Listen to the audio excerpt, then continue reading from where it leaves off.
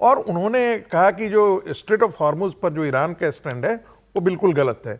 तो क्या जाकर के नाटो में आपस में सहमति बनी है, जिसके बारे में पहले वो पूरी तरीके से डिवाइडेड है स्ट्रेट ऑफ, क्योंकि जर्मनी कह रहा है कि हम अपना वॉरशिप भेज रहे हैं, जर्मनी बेल्जियम ने कहा है कि हम अपना वॉरशिप भेज रहे हैं माइंस को हटाने के लिए।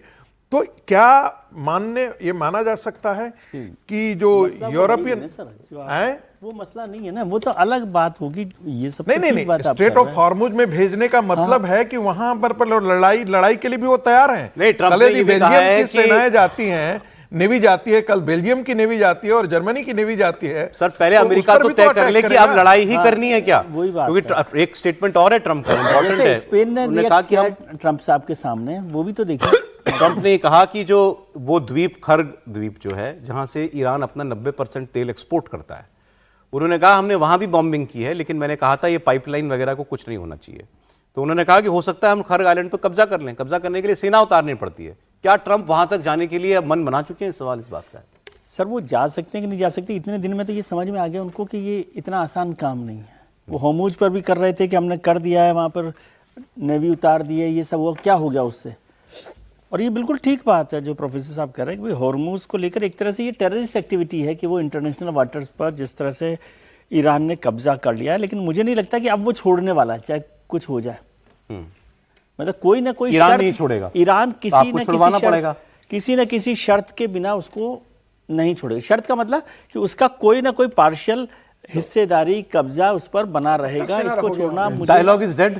डायलॉग डेड का मतलब डायलॉग से कितना निकल सकते हो उतना ही होगा। डायलॉग तो होगा, चलता रहेगा। लेकिन कल आपने कहा ये जो हुआ है उस पर ट्रम्प साहब ने खुद ने अपने पोस्ट पर भी पिक्चर्स डाली हैं। वो इसे समझ लीजिए कि कहाँ बात बॉम्बिंग की, तो वो भी एक बड़ी बात है कि किस तरह से आपको ईरान का पक्ष भी और स्पेन ने जिस तरह से ट्रम्प को खारिज किया है उनके सामने नाटो की बैठक में, वो भी इंपॉर्टेंट बात है। ऐसा नहीं है कि केवल एक तरफ से अमेरिका के साथ लोग मन बना लेगा कि लंबी लड़ाई लड़नी है तो कोई ना कोई तो साथ में आएगा ही। इजराइल तो है ही, लेकिन क्या वही स्पेन वाला जो मुद्दा है वो स्पेन का मुद्दा है ट्रेड को लेकर के, कि स्पेन ने हमें साथ नहीं दिया है, इसलिए हम उसके ट्रेड के नेटो डिवाइडेड है। खैर इसमें कोई शक नहीं, तो पहले क्लियर हो गया कि नेटो डिवाइडेड है। ईरान की धमकी देखिए, ईरान ने कहा है कि अगर हमारे पड़ोसी देश अमेरिका की सेना की मदद करते हैं तो फिर वो अपने अंजाम के लिए तैयार रहें। अगर अमेरिका या उसका कोई भी साथी हमारी रेड लाइंस को पार करेगा तो हमारा जवाब सिर्फ मिडिल ईस्ट तक ही सीमित नहीं रहेगा। अब ये सब रिपीट लग रहा है, वो जो डेजा वू कहते हैं ना, ये सब तो देखा देखा सा है। सब वही तस्वीरें, वही लोग, वही चेहरे लौट आए, और वही जो गल्फ की और देश हैं, ईरान ने उनके ऊपर बॉम्बिंग शुरू कर दी है, बहरीन पे और शायद कुवैत पे, किसी देश पे, कतर, कुवैत, बहरीन पर लगातार बॉम्बिंग। जानने वाले हैं तो उन्होंने भेजा है मैसेज कि 15 मिनट पहले बहरीन में सायरन साउंड, बहरीन को खूब मार रहे हैं इस बार, तो 15 मिनट पहले बता रहे हैं कि सायरन साउंड बज रहे हैं वहाँ चारों तरफ। तो ये मुश्किल तो है, लेकिन एक चीज जो पिछली बार से अलग है और मतलब मुझे कम से कम लगा, ट्रंप की बॉडी लैंग्वेज इस बार एकदम अलग है।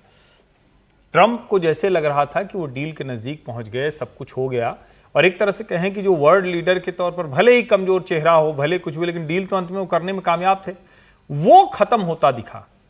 और एक तरह से कहें, जिसकी हम लोग चर्चा कर रहे थे कि शायद जो अमेरिकी कंपनियां तेहरान में जाने की स्थिति बन रही थी वो बनती नहीं दिखी, और आईआरजीसी का ये हमला ट्रंप को नए सिरे से उसके लिए एक तरह से कहें कि जमीन बनाने को या उसके लिए एक जगह गुंजाइश भी देता है। क्योंकि अब वो जो कह रहे हैं और जिस तरह के हमले हुए हैं बीती रात, ऐसे हमले लगातार अमेरिका की तरफ से नहीं हुए। लास्ट टाइम जो हमले इस तरह के हुए थे वो इजराइल ने किए थे, अमेरिका ने ऐसे हमले कभी नहीं किए थे, सिर्फ एक दिन को छोड़कर। इसका सीधा सा मतलब हुआ कि ईरान और अमेरिका के बीच ये जो युद्ध है, अब ईश्वर करे कि कल ही समाप्त हो जाए, लेकिन मुझे लगता है कि ये ईरान की और बड़ी तबाही लेकर आने वाला है।